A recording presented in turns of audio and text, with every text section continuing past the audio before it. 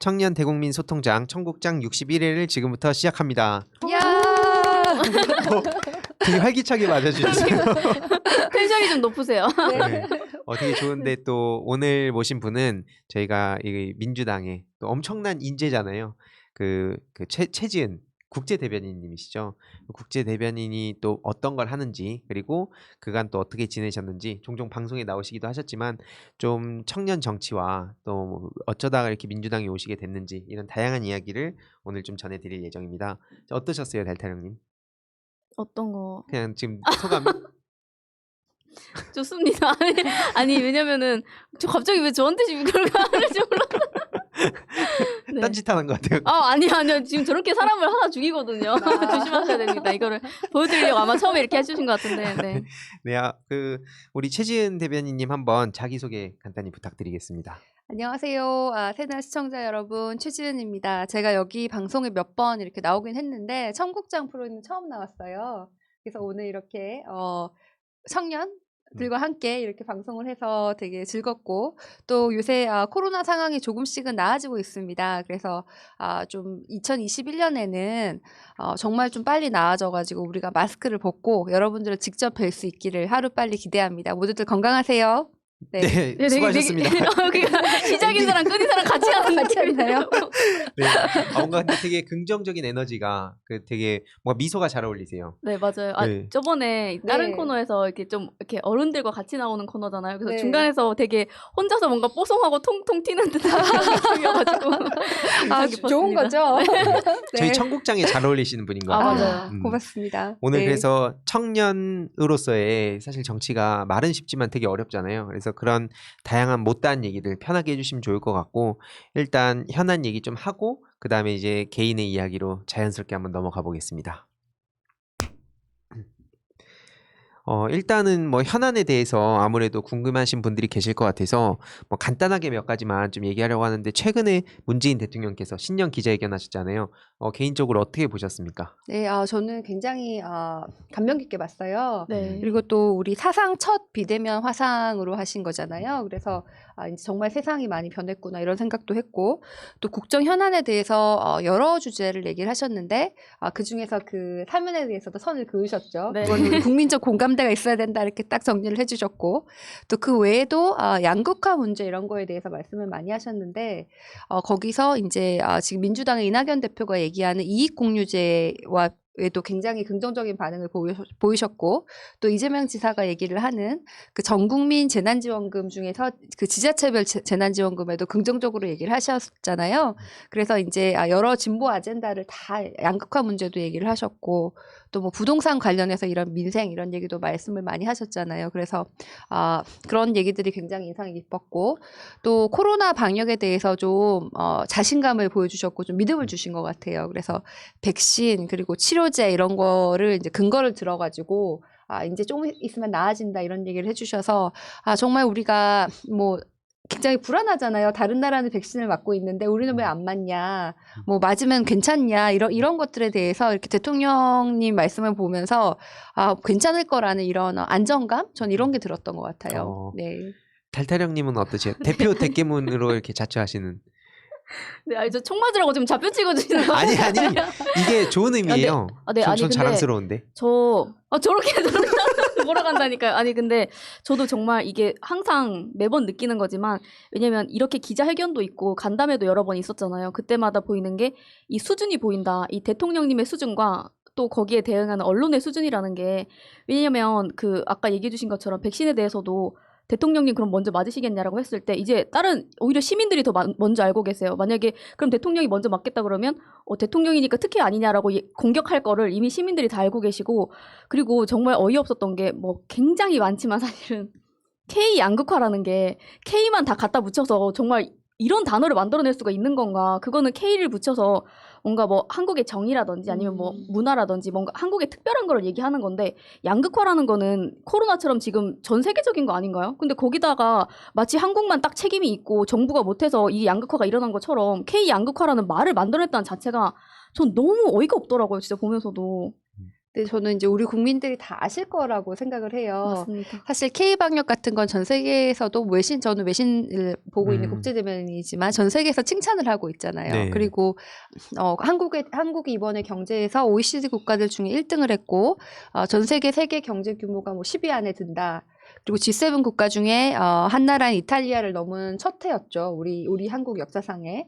이런 여러 가지에 대해서 우리뿐만 아니라 전 세계가 알고 있는데 K 양극화는 외신에서 한 번도 본 적이 없고 한국에서도 일부 언론에서 지어낸 건데 우리 국민들이 다 아시지 않을까. 그리고 말씀하신 것처럼 양극화는 굉장히 우리가 앞으로 우리 청년들이 또 가장 그 양극화에서 소외계층, 취약계층에 속해 있는 집단이기 때문에 청년 정치에서도 가장 큰 화두가 될 거라고 생각을 하는데 전 세계적으로 양극화가 심해졌죠. 디지털 기술이 나오고 양극화가 제가 2019년에 책을 썼는데 세계은행 보고서로 선진국 그리고 중진국에선 양극화가 더 심해졌고 디지털 기술이 나온 다음에 오히려 개발도상국 아프리카 이런 데서는 양극화가 좀 적어졌어요. 오히려 디지털 기술이 정말 가난한 사람을 위해서 많이 쓰이는 결과가 있기 때문에 그래서 그러니까 그런 거는 기술이 나온다고 양극화가 심해지는 것이 아니라 네. 그 시장이 기술이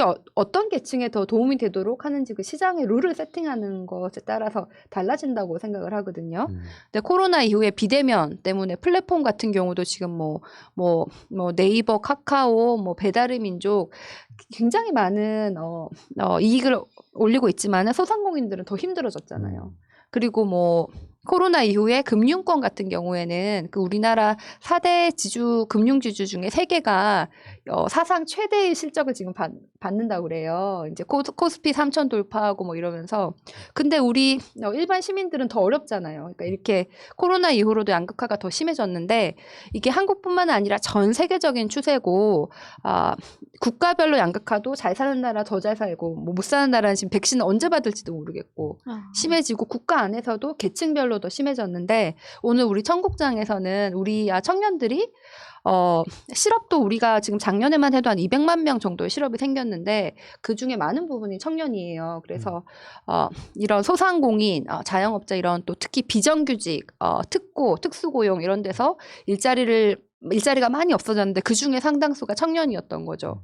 그래서 뭐 ILO 보고서에서는 이 락다운 제너레이션, 봉쇄 당한 이 세대가 이제 로스트 제너레이션이 되는 게 아니냐 이런 질문을 던졌고 전 세계적으로 IMF 때도 그 경기가 굉장히 안 좋을 때 졸업한 사람들이 다른 세대보다는 한 10년 정도 고생을 해요. 노동시장에서 그 월급 수준이라든지 취업 정도가 10년 지나야 겨우 따라잡거든요. 그래서 이번에 우리 청년들이 지금 코로나 이후에 겪는 게 아닌가. 이건 전 세계의 걱정인데 거기에서 이제 한국도 그 중에 하나예요. 다만 상대적으로는 다른 나라보다 훨씬 양극화 정도가 적어요. 그래서 우리가 방역에 성공했고 경제도 괜찮고 이래서 좀 상황은 괜찮지만 양극화 문제는 우리가 앞으로 해결해야 된다 이런 거고 그래서 K 양극화라는 말은 안 맞지만 그 방법에 대해서는 우리 문재인 대통령 신년사에서도 말씀을 하셨지만 이제 민주당에서는 이익공유제를 하자 이렇게 얘기를 하잖아요. 그러니까 제가 아까 룰 세팅을 잘 해야 된다고 하는데 이런 거예요. 이제 만약에 플랫폼을 하면은 지금은 제가 치킨집 사장이면은 배달의 민족에 돈을 줘야 되잖아요. 그리고 이제 뭐 아르바이트 하시는 청년이 배달을 해줄 수도 있어요. 근데 이익 공유제를 하면은 다 같이 이제 몇 대 몇으로 나누는 거예요. 그래서 제가 100만 원 벌면은 배달하시는 분이 예를 들어서 5만 원을 버세요. 근데 제가 200만 원 벌면은 그분은 이제 10만 원을 버는 거예요. 그러니까 다 같이 이렇게 주주가가 되는 이런 게 이익공유제라고 생각하거든요. 저는 그래서 플랫폼 기업 같은 경우에는 이 코로나 이후로 이익이 많이 나아졌지만은 어떤 방법이든지 그것을 좀 이익을 좀 잃은 분들에게 나눠줄 필요가 있고 금융도 마찬가지고 이게 이제 한 가지 이익 공유제고 또 이재명 지사님이 말하는 전국민 재난지원금 이것도 결국은 이제 세금이라든지 정부의 재정을 더 가난한 사람들을 상대적으로 더 많이 도와주게 되잖아요. 그래서 이런 것들이 지금 우리 진보당인 민주당이 앞으로 나갈 가치고 그게 이제 양극화 문제, 청년 문제에도 아주 직접적으로 관련이 있다 이렇게 생각합니다. 너무 대답이 길게 했어요. 아니요. 지금 막 혼자서 막. 빠져들어갔고 와 되게 진짜 역시 막 전문가 힘이 다르다. 없어요. 아니 사실 저희가 얘기하는 것보다 그 우리 최지은 대변인 50분 쫙 얘기하시는 걸 더 바라실 것 같아요. 아니, 막좀 듣는데 와 네. 이게 진짜 이렇게 자연스럽게 흘러가는데 와 확실히 진짜 되게 전문가는 다르구나. 아니 이거 이렇게 하면 꼰대 아니에요? 아니에요. 근데 원래 괜찮나요? 그리고 네. 자기가 머릿속에 있는 걸 아는 거하고 남들이 좀 이해하기 쉽게 얘기해 주는 아. 거하고는 굉장히 다르잖아요. 근데 진짜 아까 말씀해 주신 것처럼 듣다 보니까 계속 빠져들어서 듣게 돼요. 그걸. 네. 감사합니다. 네. 네. 확실히 그 저도 진짜 이번에 그 끝나고 나서 기자회견 끝나고 계속 어쨌든 또 비난을 했잖아요. 뭐 누구나 예상은 했지만 그걸 보면서 오히려 저들이 문재인 대통령을 진짜 신처럼 생각하는 게 아닌가. 그러니까 막 작은 흠결 하나라도 찾아갖고 내가 생각하는 문재인 대통령이 이 정도 할 수 있는데 왜 이 부분이 못하냐. 약간 이런 정도로 말도 안 되는 것 같다 계속 꼬투리 잡는 거 보면서 어떻게 보면 진정한 문재인 대통령을 지지하고 팬은 그들이 아닌가. 이런 생각도 많이 했고. 조금만 흠 있으면 실망입니다. 아니 실제로 그리고 백신 얘기도 아까 잠깐 나왔지만 오늘 기사를 보니까 화이자 백신 맞고 노르웨이에 사망자가 29명이 발생했다더라고요. 그리고 모더나로는 또 캘리포니아에서 알레르기 반응으로 지금 접종 중단했대요. 근데 우리나라에서는 어쨌든 되게 신중하게 그 백신에 대해서 입장을 밝혔고 그걸로 오히려 또 호들갑 떨지 않았습니까? 우리나라 뭐 안 된다고.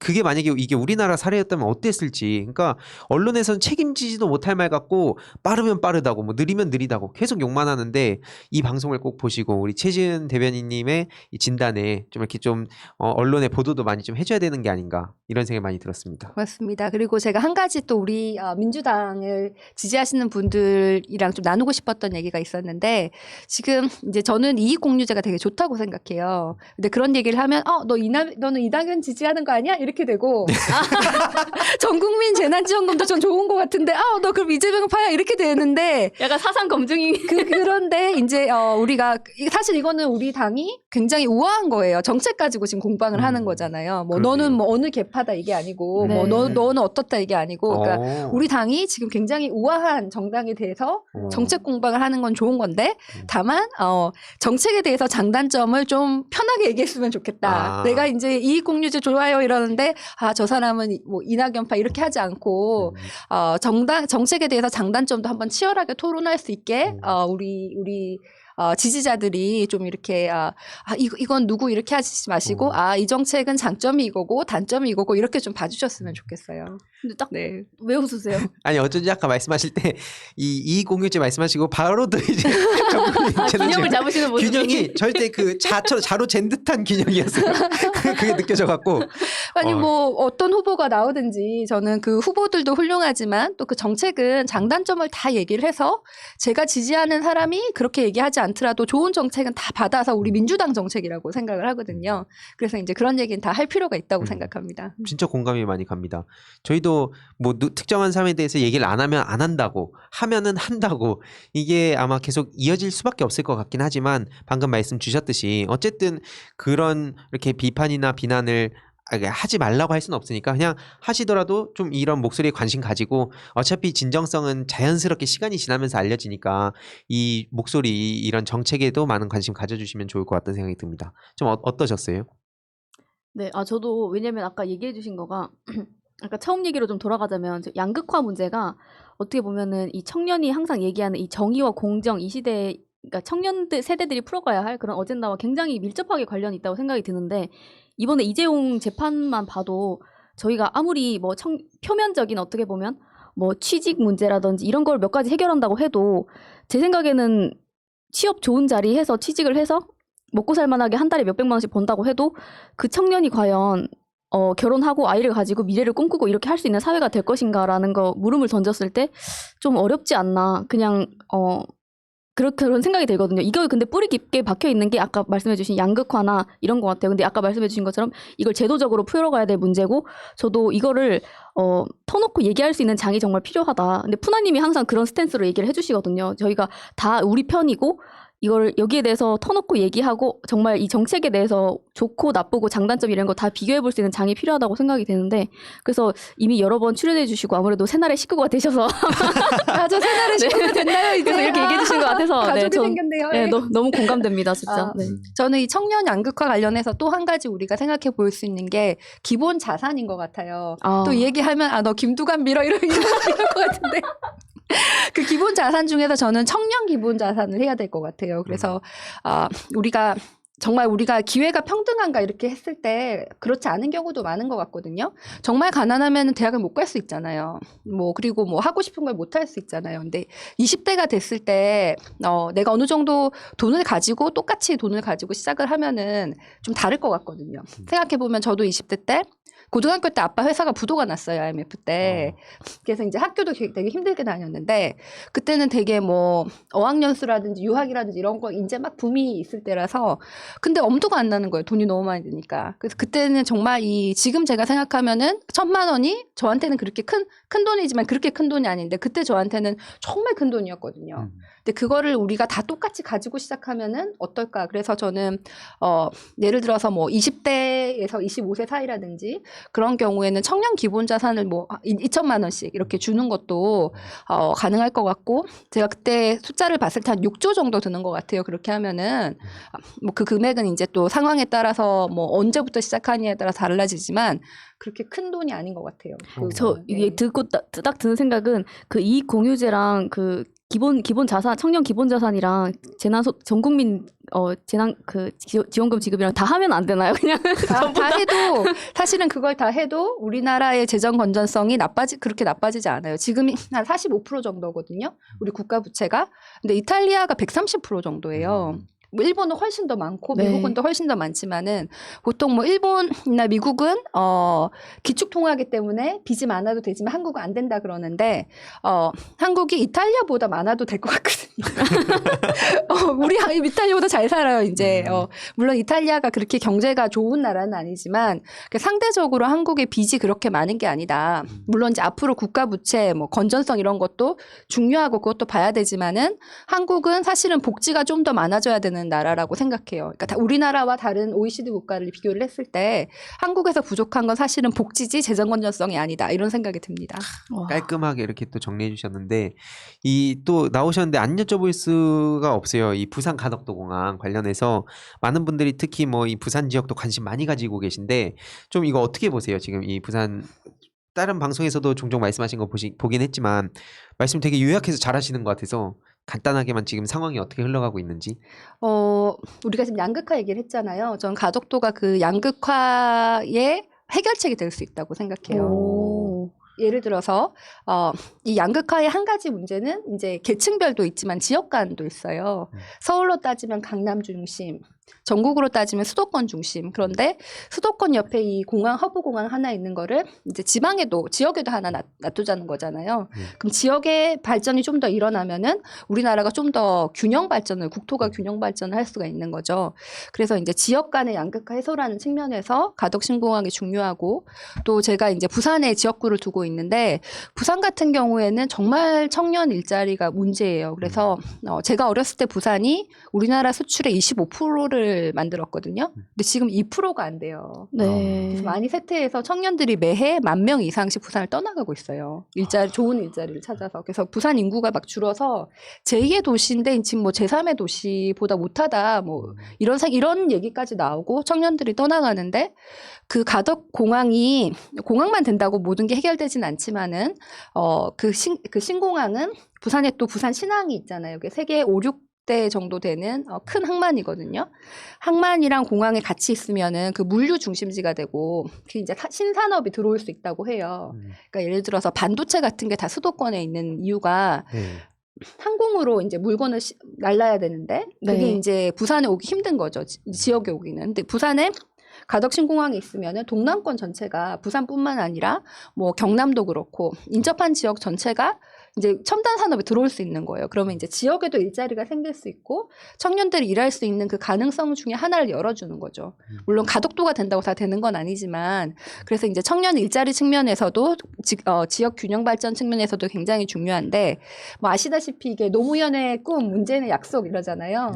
노무현 대통령 때 이걸 이제 하자고 했지만은 이명박근혜 정권 때 안 됐다가 지금 이번에 다시 내는 건데 여러 힘든 일이 있었어요. 17년 걸렸고 지금까지 오는데도 민주당이 이제 법안을 발의했고 국민의힘도 발의를 했는데 제 생각에 지금 우리한테 가장 필요한 것은 이 법안이 2월 내에 통과하는 것 그리고 통과를 한 다음에 내년에는 첫 삽을 뜨는 것이 필요하다고 생각해요. 그렇게 해야 2030년 때 부산이 지금 월드 엑스포를 유치하려고 하는데 그 전에 공항에 다 지어져서 그 비행기를 가덕도에서 내려가지고 엑스포로 오실 수 있는 거예요.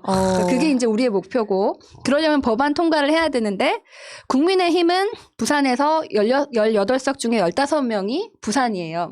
국민의힘이에요. 3명만 이제 민주당이고 근데 이 15분은 뭐 하시는지 모르겠어요. 그래서 우리 이 가덕 신공항 이 특별법이 2월에 꼭 통과되도록 뭐 이거는 뭐 여야가 아니고 정치 공항이 아니고 경제 공항이기 때문에 합쳐야 되는데 우리랑은 다 하실 것 같은데 국민의힘 그 15분 부산 의원들은 부산에 오면은 자기가 막 했다 그래요.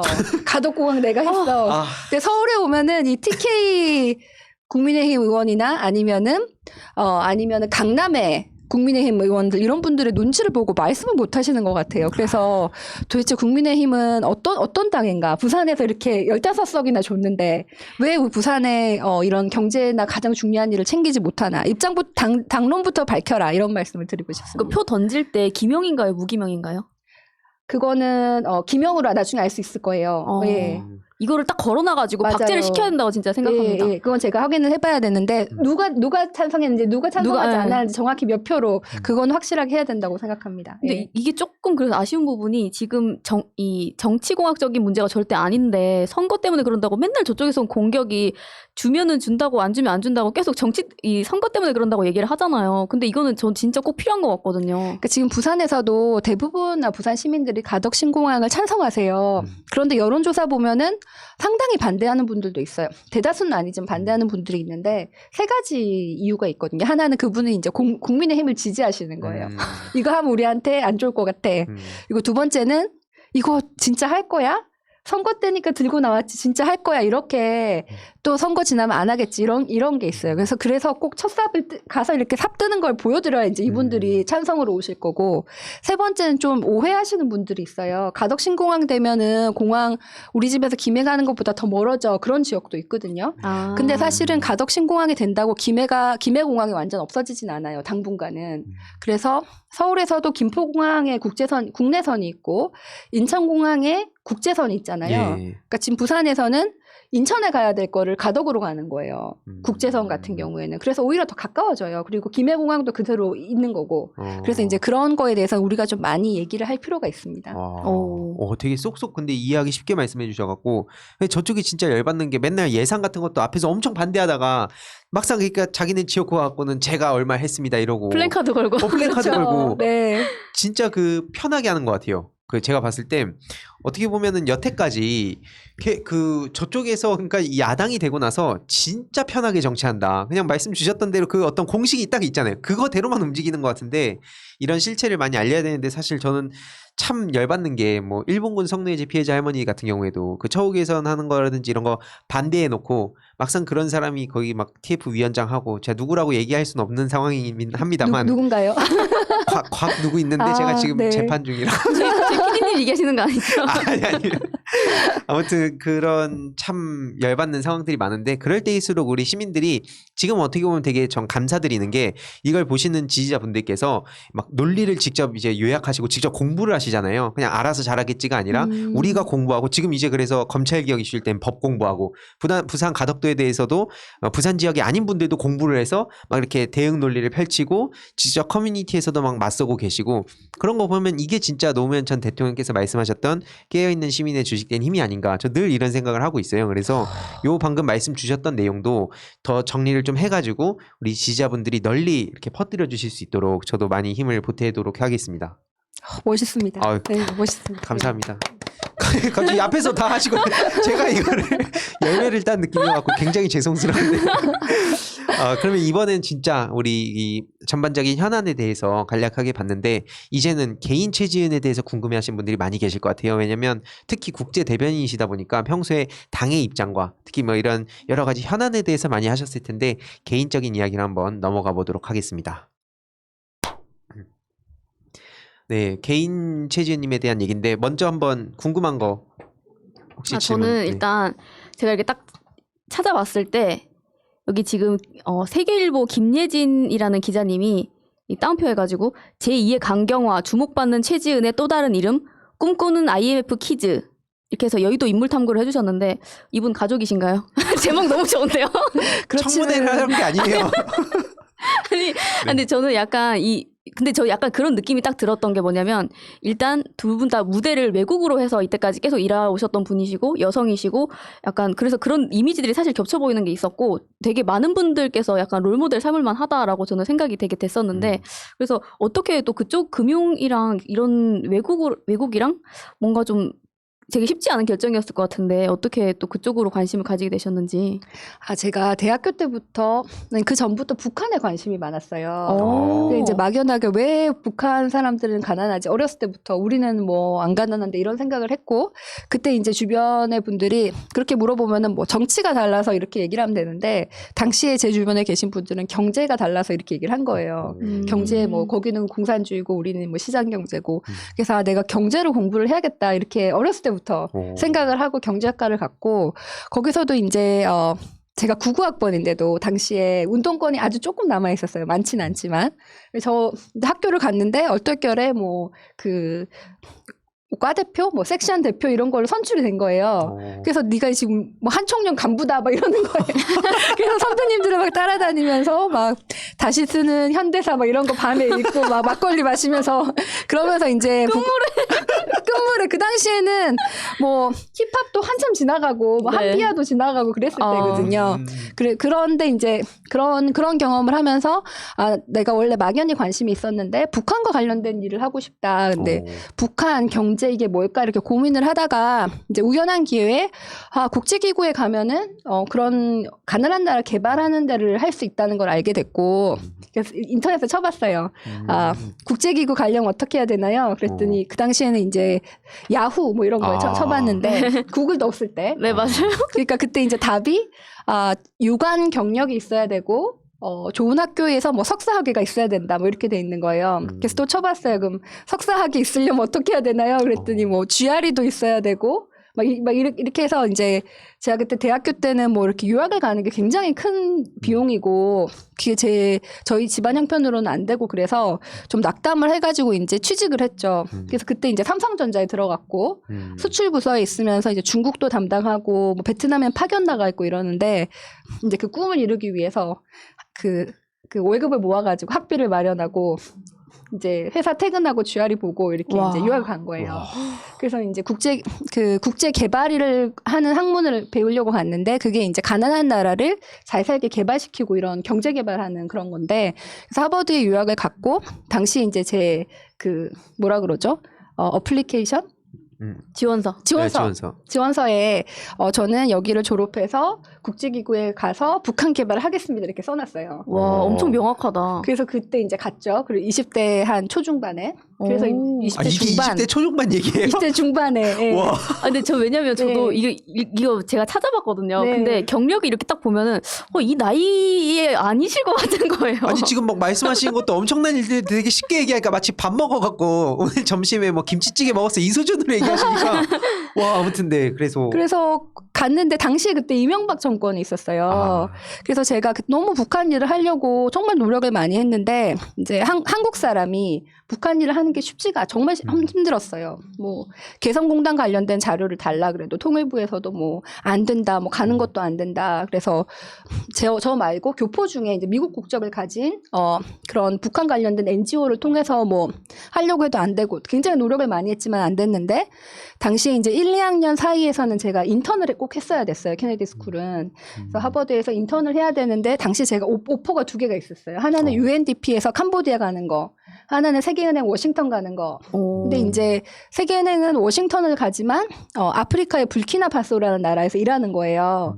그래서 제가 이렇게 북한을 하려고 해도 안 되니까 포기를 하고 뭐 아시아는 뭐 삼성 다닐 때 많이 가봤으니 아프리카 일을 하자. 그리고는 이제 세계은행에 이제 제가 딜을 했죠. 제가 세계은행에서 인턴 할 건데 아프리카 현장에 보내주면 가고 워싱턴이면은 안 가겠다 막 이랬어요. 그러니까 이제 제 그 세계은행 보스가 당시 프랑스 사람인데 되게 막 황당했다는 거예요. 아, 인턴 주제에. 지가 뭔데 막 그리고 또 한편으로는 이제 다 그 불키나파소는 세계에서 가장 가난한 나라 중에 하나거든요. 서로 안 갈라 그러는데 쟤는 왜 다 워싱턴 올라 그러는데 거기를 가겠다고 이렇게 길을 쓸까. 그래서 이제 좀 한편으로는 쟤 좀 뭐 좀 이러면서 한편으로는 좀 좋아하셨던 것 같아요, 속으로.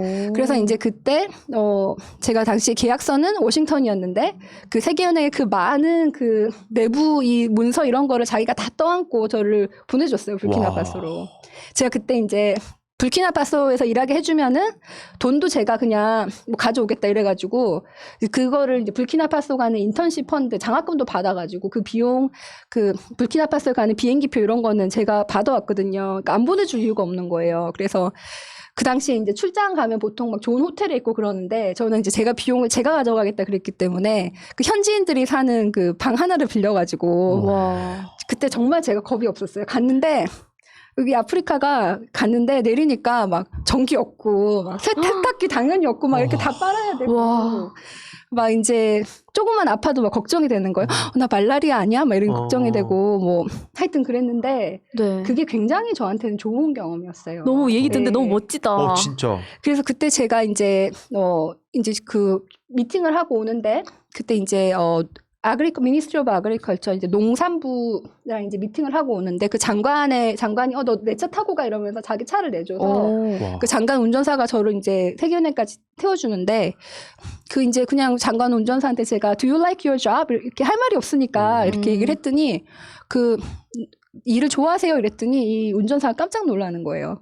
태어나서 그런 말은 처음 들어봤대요. 일이 있으면 하는 거지 좋아하고 아닌 게 어딨냐. 그러니까 이게 약간 그 저희 되게 옛날 어르신들 말씀 같이 느껴진다. 그러니까 그 어린 아이들을 만나도 길에서 너 뭐 좋아해? 그럼 애들이 막 어떤 음식 좋아해? 그럼 애들이 막 그런 게 어딨어요? 있으면 먹는 거지. 막 이런 거예요. 그래서 제가, 저는 이제 학비도 되게 힘들게 이제 유학을 가고, 유학 가서 이제 또 잘 사는 친구들을 많이 봐서, 나는 이렇게 뭐 가난하다 이렇게 생각했는데, 거기 가보니까 내가 이제 북한 일을 하고 싶다 이런 꿈을 가질 수 있다는 것 자체가 굉장한 사치인 거예요. 그거는 우리가 한국 사람이니까 누리는 건데, 세계에 굉장히 많은 나라는 그런 꿈을 가질 여유도 없는 거예요. 그래서, 이제 제가 놀랬죠. 그래서 내가 이렇게 북한을 하려고 해도 안 되는데, 더 힘든 나라가 더 많구나. 그래서 나는 꼭 아프리카에 가서 일을 해야겠다. 그래서 이제 졸업할 때 아프리카 개발은행 공채로 이제 입사를 해서, 저 아프리카 개발은행 한국인 1호입니다. 공채 1호. 와. 이거는 박수 한번. 이거는 진짜. 와, 소름 돋았어요. 진짜요? 진짜요? 아니 근데 진짜 이 걸어오신 길도 아까 막 장관 차 타고 이거 되게 그냥 넘어가듯이 얘기해서 그렇지. 아니 엄청난 일들을 되게 젊을 때 하신 거 보면서 그리고 진짜 그 도전은 그러니까 보내도 사실 꺼려하고 그냥 이렇게 주저하기 마련인데 거길 자처하셨다는 거에 진짜 와 아까 그 리더라는 분이 그 두 가지 감정이 공존했을 것 같아요 진짜. 얘 뭘까 하면서 되게 대단해 보이고 막 약간 긴가민가 하면서도 막 여러 가지 감정을 느꼈을 것 같은데 뭔가 그 다음 스토리가 계속 궁금해지는 그렇지 않아요? 그래서 제가 한국이 1982년도에 아프리카 개발은행 멤버 국가가 됐는데 그러니까 아시아 개발은행 있잖아요 필리핀에 마찬가지로 이제 지역 개발은행인데 거기 첫 이제 한국인 정직원이 됐는데 이제 놀란 거예요. 우리는 한국인을 뽑을 수 없는 줄 알았다 거기서는 한국인들 안 오려고 한다. 그래서 제가 아니다. 한국인들도 요즘 젊은이도 오려는 사람 많다 이래가지고 기재부의 펀딩을 받아서 한국 가가지고 그 다음 해에 그 2년 후에 막 인턴을 10명 뽑았거든요. 그래서 이제 아프리카 개발은행도 한국인이 점점 늘어났고 저는 그때 학교 졸업할 때 2009년이었어요. 그때 또 금융위기 때문에 그 당시 한 2, 3년 전만 해도 뭐 하버드 졸업하면 뭐 다 이제 직장이 막 서너 개 골라가는데 IMF 때 제가 한 번 당했지만 금융위기 때 한 번 더 당한 건데 이제 졸업했는데 우리 반 애들이 다 이제 일자리를 못 구하고 있는 거예요. 미국은 학비가 비싸니까 미국 애들은 이제 빚을 지고 왔는데 일자리가 없는 그런 상황인데 저는 되게 감사하게도 홍콩에 있는 JP 모간이라는 회사에서 우리 너한테 관심이 있다 이렇게 연락이 왔어요. 근데 제가 이제 한국 사람인데 삼성에서 통신 분야 일을 했고 또 중국어를 해요. 그래서 뭐 그런 것 고등학교 때 배웠어요.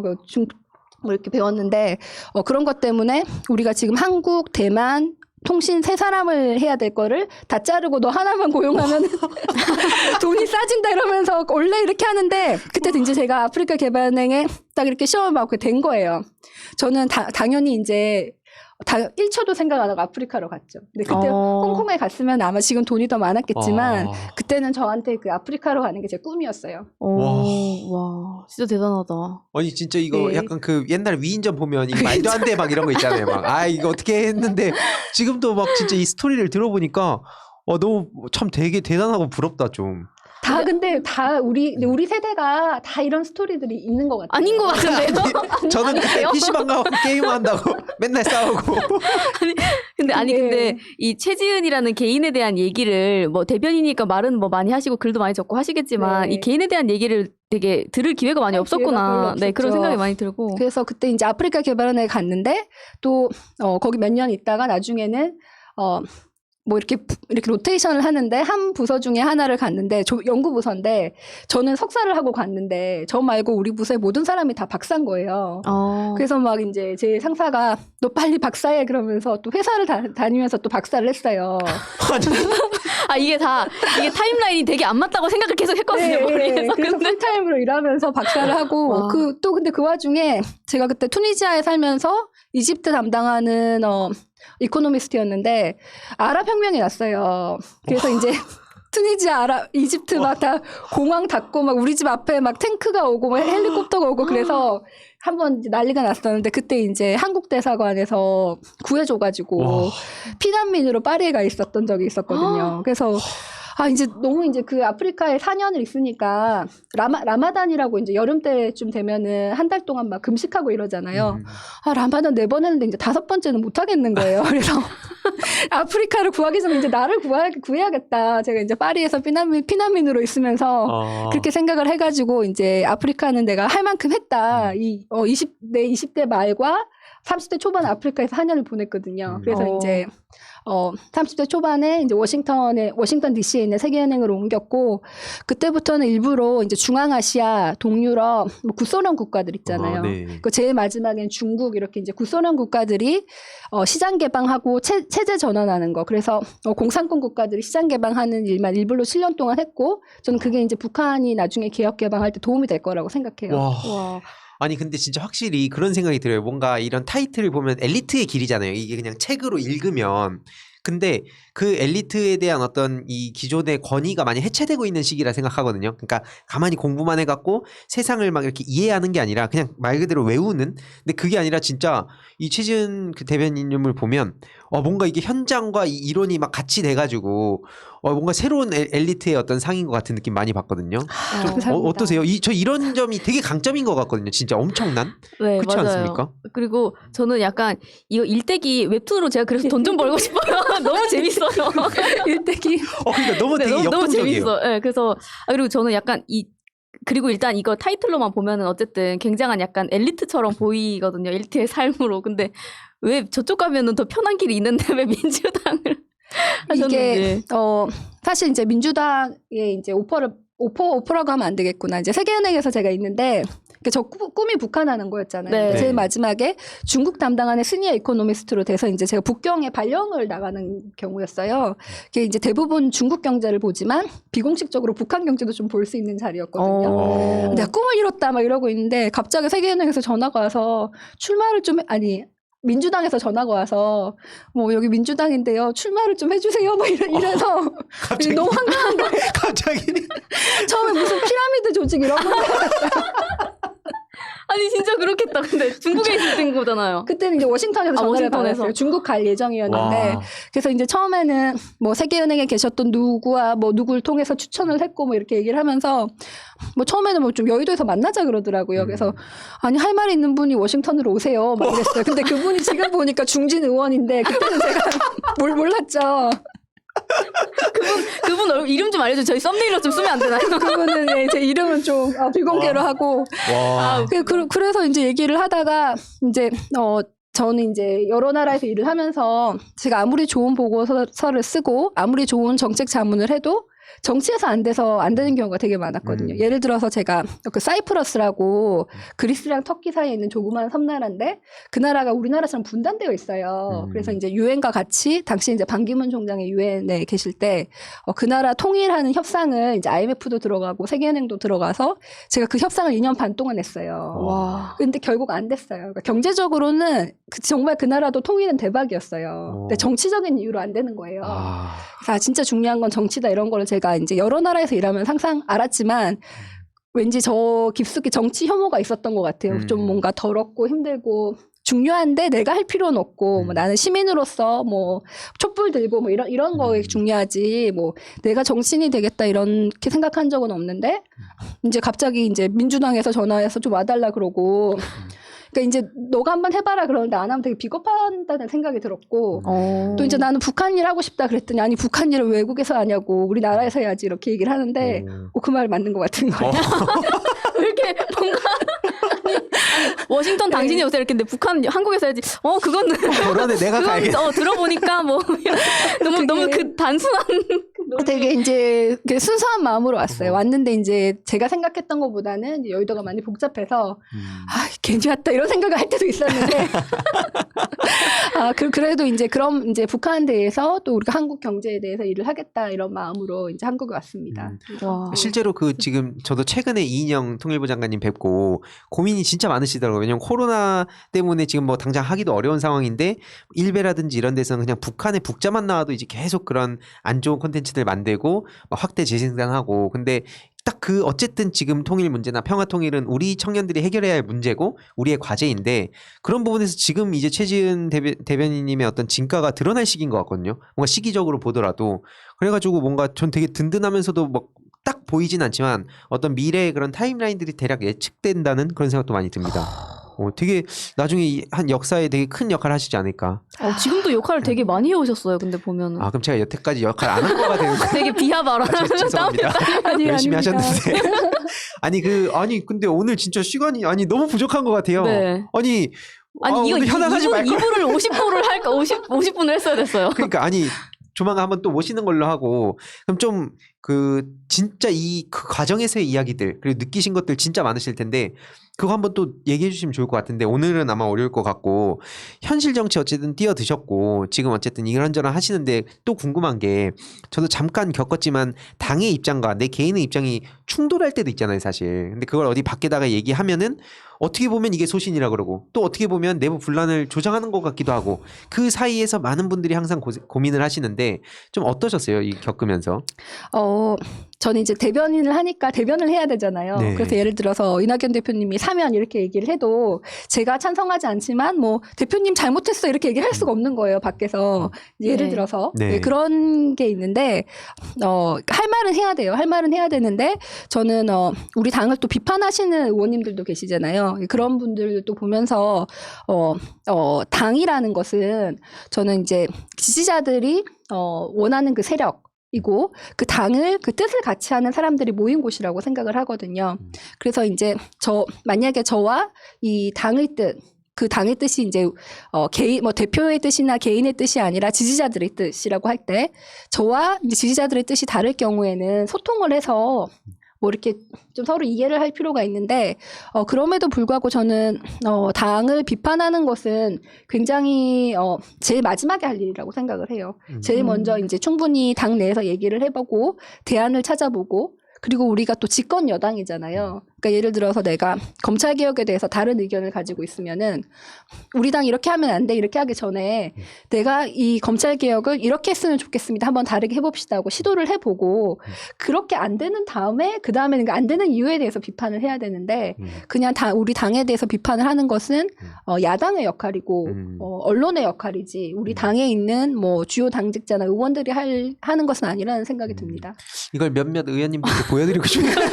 저 약간 이거 보고 뜨끔하시는 분들이 있으실 것 같은 생각이 뼈 빼떼셨네요. 좀. 다양한 목소리는 존중돼야 되고 그게 만약에 정책에 대한 거면은 서로 이제 당을 깎아내리는 것이 아니라 이 정책의 장점, 단점에 대해서 얘기를 하는 거잖아요. 거기에 대해서는 우리가 좀 더 관대하게 뭐 얘는 누구 편 이게 아니라 아 그렇지 하고 또 토론을 할 자리도 만들어야 된다고 생각을 해요. 확실히 네. 저도 이게 어떤 생각이 드냐면 가끔씩 그 민주당 의원님들 보면 소위 말해서 언론에서 막 딱 입만 보고 있잖아요. 그러니까 조금만 뭔 얘기하면 이제 따옴표 따서 이 소스로 이용하려고 하는 걸 뻔히 아는 상황에 그 의원님이 어떤 상황에서 말씀 못 하시는 걸 두고 지지자분들이 뭐 비판은 하는 건 좋지만 막 진짜 비난까지 가고 아까 뭐 말씀하셨듯이 사실 너 누구 지지하냐 혹은 뭐 너도 그거 적폐냐 이런 식으로 몰고 가는 걸 보면서 옆에서 그걸 저 또한 그걸 대변하다가 욕을 같이 먹은 적도 많은데 사실은 그런 부분에 있어서 우리 진짜 민주당 지지자라면 그 왜 이분이 얘기하기 어려울까? 그러니까 뭐 이분이 그렇다고 몸을 사린다는 게 아니라 저기서 악용을 하고 이걸 가지고 자꾸 내부의 분란을 만들려는 것들을 보면 좀 거기서 조금 더 자유로운 저 같은 사람들이 좀 적극적으로 목소리 내고 그렇게 좀 이렇게 체계적으로 우리가 대응해야 될 게 아닐까 그런 거를 좀 지지자분들도 요즘 많이 근데 양해해 주시는 것 같더라고요. 감사드리게도. 그래서 이런 호흡이 이제는 좀 맞아가는 시기가 아닌가. 저는 그런 점에서 당에서도 어쨌든 즉각 이제 반응도 나오고 있고 그래서 이런 다양한 모습들이 또 민주당 180석의 힘이 아닌가. 물론 힘을 합칠 땐 딱 합쳐야 되지만 중간중간에 저도 그래서 청년들 소개도 하고 있어요. 지금 안 그래도 최지은 대변인님도 그 조만간 소개를 한번 하고 싶은데 SNS나 유튜브 통해서 예전에 그 오영환 의원, 그 전용기 의원 각각의 또 맡은 분야가 다른데 이들이 막 검찰개혁 왜 너넨 조용하냐? 실제로 아니잖아요. 그게 다 열심히 하는데 언론에서는 좀 그런 부분들을 안 다루니까 민주당의 이런 다양한 의원들의 역할을 우리가 스피커들이 많이 알리는 게 필요하다고 생각을 하고 좀 어떠세요? 이 말씀 쭉 들으면서. 네, 저는 너무 되게 인상 깊게 들었고 진짜 다음에 한 3부작으로 한번 해보면 어떨까 약간 그런 생각이 들고 있습니다. 아유 감사합니다. 네, 근데 약간 궁금한 게 이제 얼마 안 남았지만 그 마지막으로 혹시 평소에 이제 이런 개인 얘기를 하실 공간이 많이 없었으니까 혹시 마지막으로 한마디 하고 싶으신 건 시민들에게든 아니면 뭐 이렇게 어떤 부분 콕 집어서 이제 정치인이 될 수도 있고 혹시 뭐 누구에게 뭐 어떤 얘기 하고 싶으신 게 있으시다면 한번 얘기해 주시겠어요? 저는 요새 이제 청국장에 왔으니까 특히 3040 세대는 어떤 사람들인가 이걸 많이 고민하고 있어요. 선배님 세대들은 이제 386, 586 이렇게 이름이 있고 또 우리 90년대생들도 굉장히 이제 보이스가 있는 것 같은데 3040은 좀 낀 세대. 이렇게 이름 없는 세대로 그냥 지나가는 것 같기도 한데 사실은 우리 3040 세대가 민주당을 가장 많이 뽑고 있고 우리나라에서 세금을 내는 주요 집단이며 뭐 교육, 주거, 뭐 경제 가장 이제 관련이 많고 주요 경제 활동인데 좀 이렇게 끼어가지고 이름 없이 가는 게 아닌가. 우리가 너무 살기 바쁘고 경쟁에 이제 시달려서 세력화를 하지 못하고 정치로서 목소리가 없는 게 아닌가.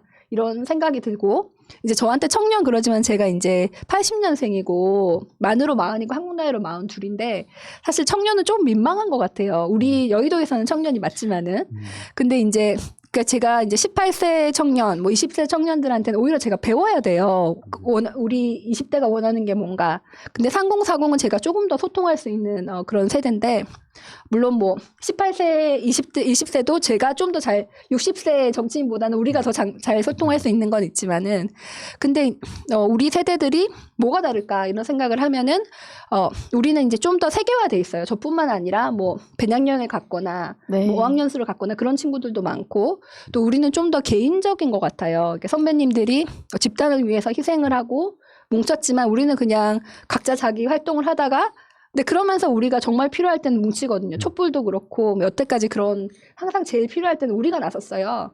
그래서 이제 우리가 원하는 거를 그게 뭐고 우리가 어떻게 뭐 세력화라고 하기보다는 우리가 원하는 우리의 먹고 사는 문제를 어떻게 정치에서 해결할 수 있을까? 저는 그게 요즘 가장 이제 고민하고 있는 거고 우리 청국장도 이제 그런 걸 같이 고민하는 이 뜻을 같이 하는 동지들이다 이렇게 생각이 듭니다. 물론이죠. 같이 동지고 저는 약간 말씀해 주시니까 드는 생각이 저희가 항상 청년이라는 걸로 뭉뚱그려졌잖아요. 어떻게 보면. 근데 저도 이제 30대지만 되게 10대, 20대들하고 되게 의식 차이라고 해야 되나? 세대 차이 같은 거 좀 느끼거든요. 근데 그런 것 같아요. 네, 이게 좀 20대야? 저도 저기도 그냥 사람 죽이는 걸 좋아하시는 것 같아요.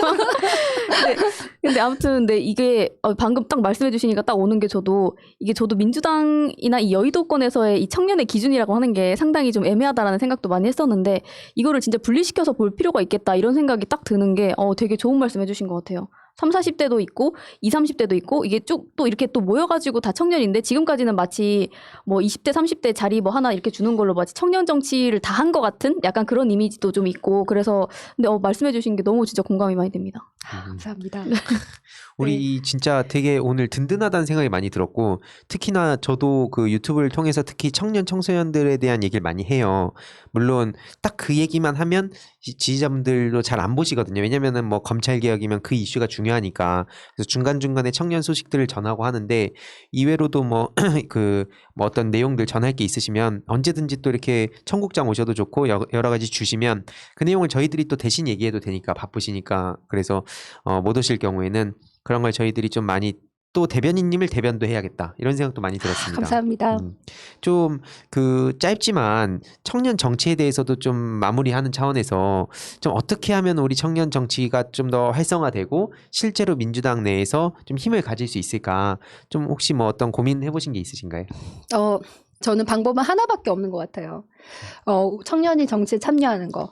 제가 얼마 전에 부산에서 청년 정책 토론회를 했는데 그때 이제 한 참석자가 기득권이 좀 청년의 관심을 가졌으면 좋겠다 이렇게 얘기를 하셔가지고 제가 그런 일은 없을 거다. 우리가 직접 해야 된다 이렇게 말씀을 드렸거든요. 그러니까 이제 선배님들이 관심을 가져주시고 다 같이 해야 되는 건 맞지만은 우리 목소리를 우리가 가장 잘 알고 우리가 대변을 해야 되는데 사실 저도 뭐 얼마 전까지는 정치인이 아니었잖아요. 이게 좀 뭐 뭔가 좀 더럽고 뭐 무섭고 내일이 아니고 이렇게 생각을 하다가 우리 세대가 목소리 없는 세대가 돼버린 게 아닌가. 이런 생각이 들고 모든 사람이 뭐 선거에 나오고 이럴 필요는 없지만은 어떻게든 이제 개인으로서 정치 참여를 해야 되고 우리 세대가 원하는 것을 이제 모아서 그게 뭔지를 이렇게 알려줄 수 있는 그런 채널이 있어야 된다고 생각합니다. 그 채널이 딱 되시면 되겠네요. 고맙습니다. 열심히 영혼이 같이, 없는데. 아니, 같이 그냥 하시면 되겠네요. 약간 이거. 아니 저희가 함께 네. 하겠다는 거죠 당연히. 그렇죠. 같이 저희가 하는 같이 거죠. 하는 아니 거죠. 실제로 네. 저희도 참여할 청년이었는데 그 부산에 저희가 터를 잡았거든요. 그래서 부산에 좋은 청년들이 있으면 많이 소개도 시켜주시고 저도 이제 서울에서만 활동하다 보니까 부산 지역의 청년분들 같이 뵙고 부산의 이슈도 많이 서울로 알리고 그렇게 해야 지역균형 발전이 되는데 맨날 지역균형 발전 서류로만 보고 회의를 막상 서울에서만 하니까 그래서 저희들이 직접 부산도 가니까 근데 부산에 터를 잡으신 이유가 그거예요? 그냥 네, 지역균형 발전. 우와. 제 개인적으로 부산을 좋아하기도 하고 노무현재단도 또 거기 있기도 네. 해서 여러 의미로 네, 노무현재단에 이제 와. 지역위원회가 이렇게 딱 뭐 광주에도 있고 여러 군데 있는데 이제 처음에 이제 그래서 부산에 먼저 잡았거든요. 근데 그래서 얼마 전에 이제 박재우 의원님하고 그 반선호 국장님도 나오시고 하셨지만, 근데 그래서 처음에 아까 그 양극화 얘기 가덕도 공항으로 이 지역 균형 발전도 해소시킬 해나갈 수 있다는 얘기가 너무 그래서 공감이 많이 됐어요. 감사합니다. 또 부산에 터를 잡으셨다니까 제가 더 기쁘네요. 네. 아쉽지만 투표권이 있어서 얼마나 좋았을까요? 아직 시간이 있어요. 이사 가셨는데. 오늘 진짜 아쉬운데 그 마지막으로 혹시 하시고 싶은 말씀 있으세요? 오늘 뭐 못한 얘기는 다음에 좀 더 많이 해야 될 것 같고 간단히 뭐 오늘 소감. 뭐 제가 부산 얘기가 나왔으니까 이번에 이제 부산시장 선거에 뭐 이렇게 안 뜨냐 뭐 이렇게 하시는데 지금 부산의 민심은 제가 느끼기에는 점점 이렇게 무르익고 있고 또 지금 당장 여론조사를 보면은 우리가 크게 지고 있지만은 뭐 앞으로 이제 코로나 상황이 나아지고 뭐 가덕도는 경제공항이고 뭐 정치적으로 한 건 아니지만 그래도 2월에 특별법을 통과하면 또 그것을 또 민주당에 좋게 보는 분들도 있으실 수 있을 것 같고 또 상대당은 지금 너무 막 건설 비리 뭐 여러 가지 그 정치와 돈과 이렇게 한 비리가 너무 많이 드러나고 있잖아요. 특히 부산에서. 그래서 이제 부산에 앞으로 희망이 있고 이번 선거가 뜨거워질 수 있다. 그리고 이제 우리 청국장도 그렇고 우리 새날도 그렇고 이제 부산에도 많은 관심을 좀 가져주시기를 이렇게 부탁드립니다. 감사합니다. 오늘 못다한 얘기는 조만간 또 직접 모시고 아까 그 개인 이야기 많이 들어봤으면 좋겠습니다. 네. 아무튼 오늘 또 청국장 61회를 여기서 마무리해야 될 것 같은데 개인적으로 진짜 아마 아쉬우신 분들도 많이 계실 것 같아요. 그래서 올해 자주 우리 최지은 대변인님 모시고 부산 지역 소식과 또 개인에 대한 이야기를 많이 들어보도록 하겠습니다. 아쉽지만 방송은 여기서 마무리하도록 하겠습니다. 시청해 주셔서 감사합니다. 다음에 봬요. 고맙습니다. 현재로 저들을 물리치자. 바이러스에게는 가자 바이러스보다 먼저. 그러니 내일보다 먼저 가자. 우리들의 희망을 형제이게 하자. 설령 그것이 내일이라 해도 현재로 저들을 물리치자. 바이러스에게는 마스크가 없다. 어서 가자 바이러스보다 먼저.